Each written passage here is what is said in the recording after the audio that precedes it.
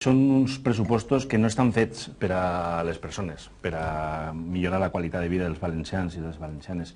Són uns pressupostos que bàsicament responen no a una austeritat, sinó a un principi d'austericidi, que és ben diferent.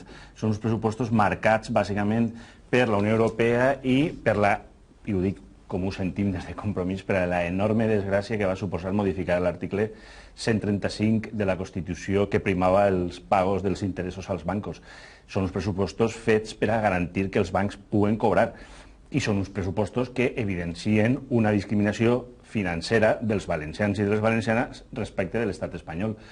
La Cambra de Contratistes, que algo sabrà del tema perquè en inversions d'infraestructures és penós la previsió que se fa en els pressupostos al País Valencià, estableix que per cada 1.000 milions per cada milió d'euros que se deixa d'invertir són 18 o 20 treballadors que es perden en l'àmbit del País Valencià. Bé, si tenim una infrafinanciació de vora els 1.000 milions, el càlcul és molt clar, anem a perdre. En aquests pressupostos el País Valencià perd treballadors i perd capacitat financera.